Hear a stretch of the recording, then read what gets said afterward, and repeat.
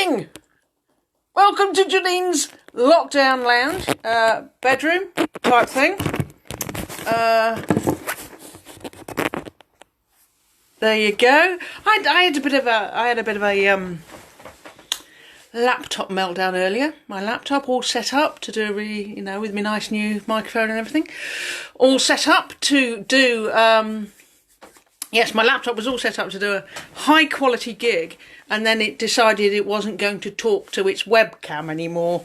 So in a slight panic, I have grabbed my phone and come charging into the other room, knocked over a can of Coke and leant my phone against an empty glass of water, a glass of not water, and started again. Fortunately for you guys, this is my second gig of the evening, and all that drama happened at the earlier one at the Glastonbury Festival. So now I'm just like a really experienced and competent phone broadcaster. And the other useful thing here is that it gives me something to waffle about at the start of my video, because it's always worth waffling for a few minutes as people come in. It's a bit like being in a gig, isn't it? You're on the stage, you're about to introduce yourself, there's still people coming in from the bar, and the room's filling up, and you need to find something to waffle about. So I shall waffle about what a good cause we are supporting today. So please put your hands in your pockets and donate to this orphanage. It's a fantastic one of the causes that Punk for the Homeless is supporting, and I'm more than happy to do my little bit to support that. So, there's a few more people drifting in from the bar here. Oh, hello Paul, how are you doing? Hello Rachel, hello Alex, hello Gary. There you go. It's like one of those gigs where you know half your audience. Okay, so I think I'll crack on with a poem. The room is filling up. So I'm going to start with a poem on the subject of the moment. This is called Bearing Down. The white power cap on the top of the head of the cop, with his knee on the neck of the man on the floor by the passenger door, who says, please, I can't breathe, and who calls for his mum, stops responding, goes numb, but still bears the knee on his neck and the weight and the hate of the cop who still doesn't stop. The weight of the state bears down on the neck of the blacks and the poor and the natives. The law, which claims to be fair, aims without care. Justice, a farce based on race and on class. Yeah, thank you very much. So, of course, we also get people saying, why these demonstrators, why can't they have peaceful protests? Why do they have to riot? And, no one likes to see too much of the old, messing things up. But fact is, had lots of peaceful protests, didn't really get anywhere. And there's a historical precedent for this. So there's probably lots of historical precedents for this, but this is a poem about one of them. 51 years ago this month, the police raided a gay bar on Christopher Street in New York City. And they used to do that all the time, and people would usually just, put up with it and go home or get nicked or something. But on that particular night, in that particular bar, which was known as the Stonewall Inn, the clientele fought back and they rioted for 3 nights. And in doing so, they transformed the previously existing kind of polite, nay, apologetic homosexual rights, or tolerance even, not even rights, lobbying movement, transformed it into the modern gay liberation movement, since evolved into LGBT plus movement, and gave birth to Pride, because Pride began as an annual on the anniversary of the Stonewall riot. It started the following year. So anyway, last year, for the 50th anniversary of the Stonewall riot, I wrote this poem, because these days on Pride don't get much of a flavour of that radical history. And it's probably about time we did. So this is called Stonewall Was a Riot. It wasn't the Stonewall business case, focus group, or the Stonewall business case. It wasn't the Stonewall, let's present our most respectable face. Long years of asking nicely had not got us anywhere. Our rulers didn't listen when we whispered, it's not fair. So when rewriters try to say we won by being quiet, remind them of our history, that Stonewall was a riot. It wasn't the Christopher Street Parade or a carnival with floats. No candidates turned up and smiled to try to win our votes. It wasn't the Stonewall letter or the Stonewall resolution. It fought all night to light the dawn of the gay rights revolution. When glossies feed you tales that serve a bland and spiceless diet, remind them of our history, that Stonewall was a riot. Starbucks did not sponsor it, nor Barclays Bank, nor Nike. It wasn't led by lobbyists, but drag queens, puffs and dykes. The advertisers did not book a rainbow centre spread, and coppers didn't dance with queers, but beat them till they bled. When corporations claim our cause, then comrades, do not buy it. Remind them of our history, that Stonewall was a riot. Now every tactic, loud and quiet, is welcome on our stall. But if it hadn't been for the Stonewall riot, we'd have no pride at all. So yes, thank you very much for that, or for listening. Please put your hand in your pocket for the cause we're raising money for tonight, for the orphanage. Should you still have a little bit of money left in your pocket, then feel free to pop over to my web shop, janinebooth.com/shop, at which you can buy my books and merchandise and lots of stuff, fridge magnets, all sorts of things. Go and have a look. Okay, so next poem is about a question that I am asked a lot, and my guess is that amongst the punk for the homeless crew, there might be some other people who've been asked this question quite a lot as well. This is called, Why Can't You Just Be Normal? Why must you like that tuneless music? Wear your hair the way you choose it. I think you get it, but then you lose it. Why can't you just be normal? Why can't you make yourself conform? Do anything that's near the norm? Don't you know there's a uniform? Why can't you just be normal? Why must you hang with those dropout friends? Dress how you like, ignore the trends. Your oddness seems to know no ends. Why can't you just be normal? Why do you have to say that stuff? Me and the others have had enough. Why must you make our life so tough? Why can't you just be normal? Why must you flinch from being praised?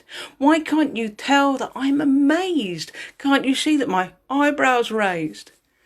Why can't you just be normal? Your posture comes across as rude, your face is plain and your nails are chewed, you're not even eating normal food. Why can't you just be normal? Why can't you walk like the others do? Look at me when I talk to you. Only speak when you're spoken to. Why can't you just be normal? Why must you flap and skip and spin and screech and make that fearful din? What headspace are you living in? Why can't you just be normal? Why must you sign when you could speak? Don't you mind being thought a freak, a nerd, a loser, weirdo, geek? Why can't you just be normal? No one likes the way you're sitting. Can't you even try to fit in? I tried my best, but I feel like quitting. Why can't you just be normal? You're making people stand and stare. You do things that I'd never dare. No one likes you. You don't care. Why can't you just be normal? You have your strengths, it's such a shame. Why can't you play convention's game? Then everyone could be the same. A perfect world of normal. Yeah, so that's for all you normal folks out there, and obviously the rest of us who are like myself. I'm Janine Booth, never knowingly normal. Welcome to a bit of punk poetry on a Saturday night before I go off to a night shift later. Okay, so I'm gonna I suppose a poem about being normal leads quite neatly on to a poem about mental health. And these days people talk a lot more about mental health than they used to, which is great. However, some of the ways in which they talk about it kind of concern me. So I wrote this poem a while back. It was, well, I won't tell you the story of the poem. I'll let the poem tell the story. And yeah, prompted by a poster I saw. This is called Not Okay. I saw a poster the other day saying it's okay to be not okay.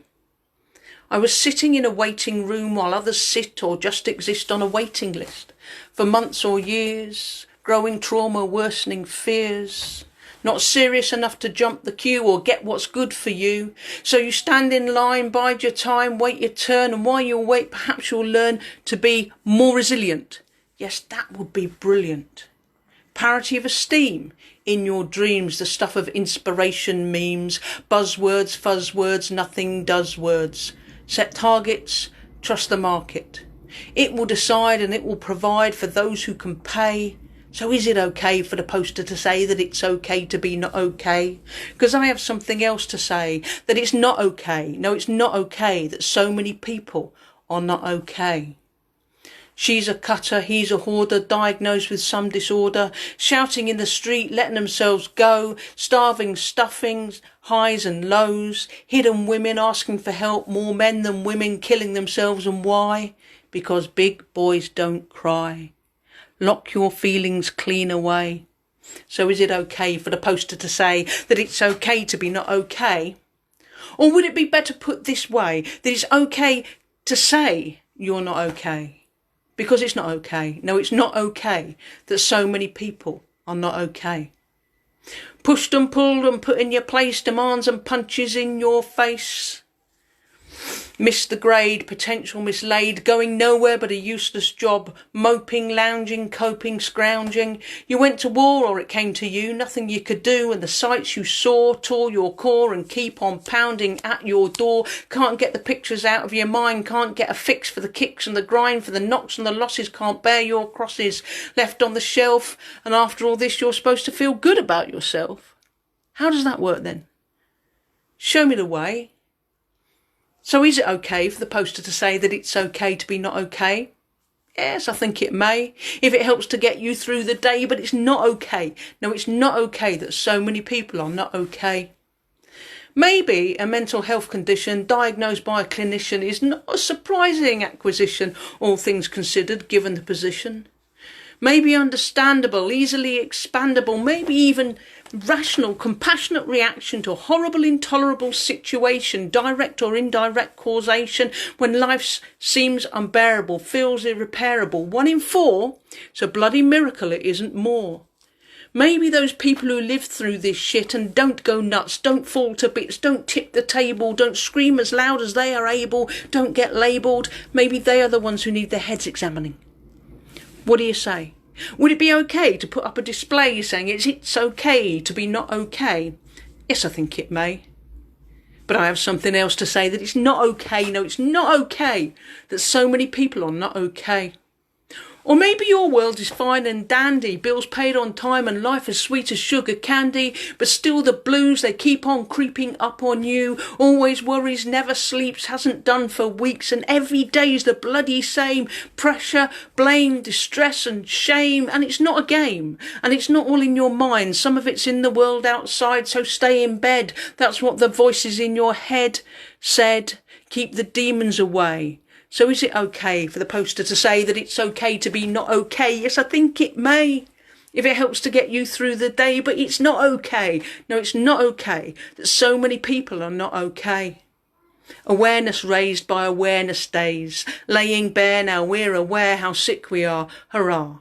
And yes, it can help to share distress, to get the pressure off your chest, but the pressure will come back again with consequential mental pain until we click that it's the system that is sick. Beyond the days of awareness of signal virtue and how much we careness are those who rule us, who could not care less if they tried. There's them and us, and they are on the other side. It's their system that's broken, not your feet of clay. So it is okay for us to say we want the pressure off today. for debt and worry to be taken away, to get support without delay, to have time to play.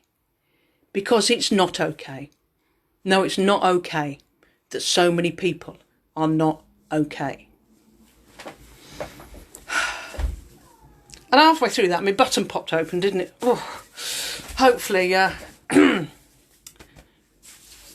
my face was enough of a distraction from that not to be noticed by too many people.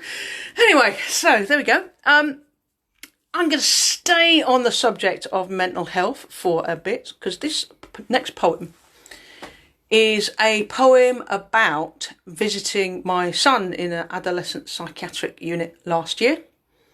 And it's also, you can probably tell by now that mostly I do kind of ranty, shouty, sweary, lefty poems.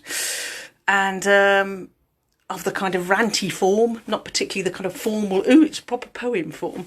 But I do occasionally indulge in the occasional proper poem. So this is a proper poem. It's a type of poem called a pantoum, which has a certain pattern of repeating lines. And the reason I'm telling you that is partly because you might be interested, although that's probably highly unlikely, but also because it involves repeating lines. And I want you to know, when the lines repeat, that that's a requirement of the style. It's not just because I'm too bloody idle to write any new ones. So, by way of introduction, so this poem is called This Place. I come to see you in this place. A train, a bus, a longish walk. A mask of growth veneers your face. We picnic, catch up, laugh and talk. A train, a bus, a longish walk. They brought you here to make you well. We picnic, catch up, laugh and talk. You've questions, jokes and tales to tell. They brought you here to make you well. You're brave but anxious 17. You've questions, jokes and tales to tell. Of doctors, therapists you've seen. You're brave, autistic 17. You're going to get the help you need. From doctors, therapists you've seen. The help we had to claim and plead. You're going to get the help you need, but I can't help but wonder whether, if you got it when we pleaded, we'd still be at home together. I can't help but wonder whether, pouring fruit juice, opening cakes, we'd still be at home together, however long recovery takes. So I bring fruit juice, Dad brings cakes, a mask of growth veneers your face. However long recovery takes, we'll come to see you in this place. Thank you very much. And here's a shout out to all the workers in facilities such as that for the excellent work they do. And just to let you know, my son is doing a lot better now. Okay, so what should we do next? Let's do The Girl from Clapham. So those of you with long memories, or those of you who listened to music from a long time ago, will be familiar with the most excellent song, Up the Junction by Squeeze. And Up the Junction by Squeeze tells a story of a young fella who gets his girlfriend pregnant. They move into a flat, but then it all goes to shit and he drinks too much and she dumps him and boo-hoo. Great song though. But I wondered what the story would be like told from the young woman's point of view. So I rewrote the lyrics from the young woman's point of view. And a little tangential story here. In a rush of blood to the head, I emailed this poem that I'm about to do to Chris Difford, who was the original lyricist, not thinking he'd ever reply. And he replied 10 minutes later saying he thought it was brilliant. My work on this planet is done. So I asked and secured permission from him to record it, and it has been recorded by feminist punk band I Doris. You can get it from their Bandcamp page for only £1, and all your pounds go to Women's Aid to help with their work with women and children escaping domestic violence. Even more important than it already is during at the current time, because some people are locked down in abusive situations and they need all the help we can offer to them. So anyway, yes, so this is Up the Junction told from the woman's point of view, so it's called The Girl from Clapham. I never knew it was Gordon, the guy who came from Morden. His face was cute and handsome, so that's when we began some adventure most romantic, impassioned snogging antics. He said I wasn't common, his chat-up lines were rotten. We rented an apartment and sat there in the darkness. Our income for domestics could not afford electrics, till he got a job on Mondays, flogging knockoff undies. And when we got the lecky, he just sat there, watching telly. I put up blinds and pictures. He wanted to get hitched, but our money we'd be needing for another mouth for feeding. He said that I had trapped him. He didn't know how it happened. I told him in his anger that it takes two to tango. We squabbled through the winter. I felt and he drank bitter. He worked from dawn till evening while I did all the cleaning and cleared up all the crap that he left around the flat, and it felt I was in prison as a girl in my condition. And when we had the baby, he said he'd help me, maybe. He tried to make an effort, but pretty soon he left it. Sold the telly for a pony and pissed it up with Tony. Spent weekends like a loafer, passed out on the sofa. And now I'm 2 years older.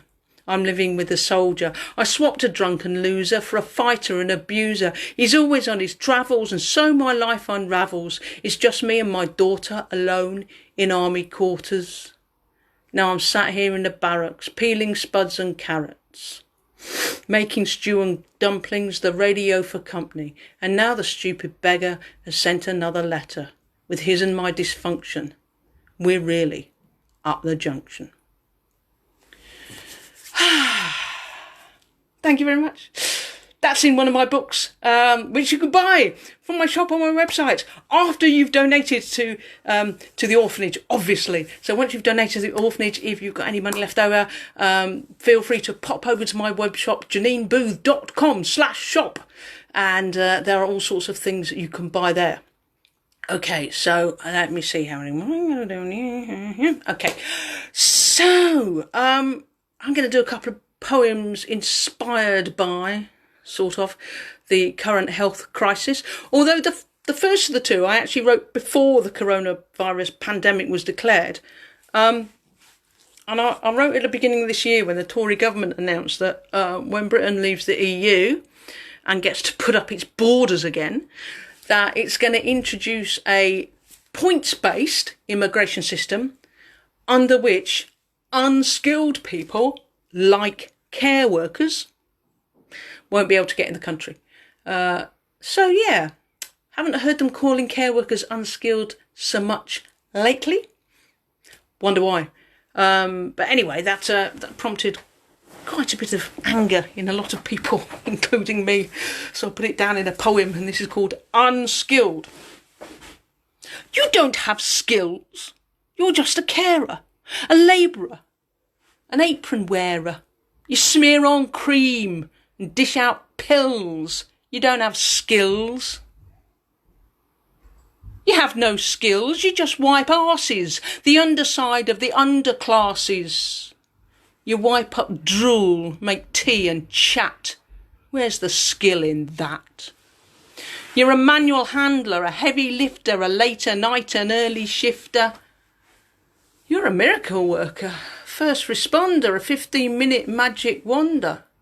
You're a jargon buster and explainer, understander, try-againer, a kit inspector, a friend and neighbour, a disinfector, a dressing changer, a food preparer, a medicator, a burden bearer, an educator, precious company, progress praiser, rarely grumpy spirit raiser, hoister, shopper, cleaner, duster, moisture mopper, dose adjuster, symptom spotter, reading taker, noter jotter, arrangement maker, passage easer, pain reliever, comfort giver, help for griever.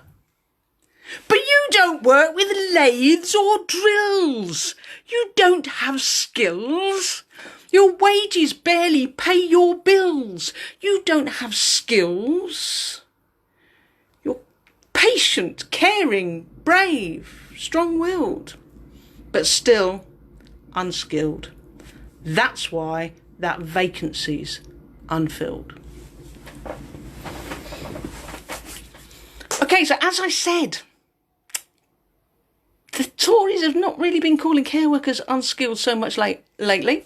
And also, they're kind of confident political ideologues of capitalism have been rather quiet recently as well, haven't they? So, yeah, so this next poem is about that. So this next poem is included in an anthology called Coronaverses, Poems from the Pandemic, which has got over 60 poems from over 50 poets, all written during the first week of lockdown.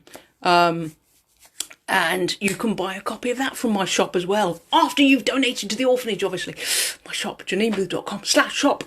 Okay, and all of the proceeds of that go to We Shall Overcome, and its anti-austerity community-based projects that it supports. So, I have 2 poems in that anthology. One of them uses the word fuck so much that I can't even do it at a punk for the homeless gig, really. So I'm going to do the other one instead, which, as I said before I went off on a tangent, is about the way that the ideologues of capitalism have kind of gone quiet of late. When there's a crisis, they go and hide, don't they? So, yeah, this is called Wherefore Art Thou Capitalism? No one's saying leave it to the market. No one's claiming competition's key, that stockbrokers will lead us from the darkness. No one's sneering now at stuff for free. No one says that laissez-faire will sort it. No one argues we'll be saved by greed. None declare just those who can afford it should get the test and get the care they need. No one says we need more speculators. No one's calling care workers unskilled. No one waits for private ventilators. No one thinks compassion should be billed. No one says the rich should keep their fortunes instead of sharing wealth for common good. No one says they wouldn't pool resources to help the sick and frightened if they could. No one says it's fine to charge your damnedest. Supply will match demand and set the prices. No one says that mutual aid is madness. No one trusts a banker in a crisis.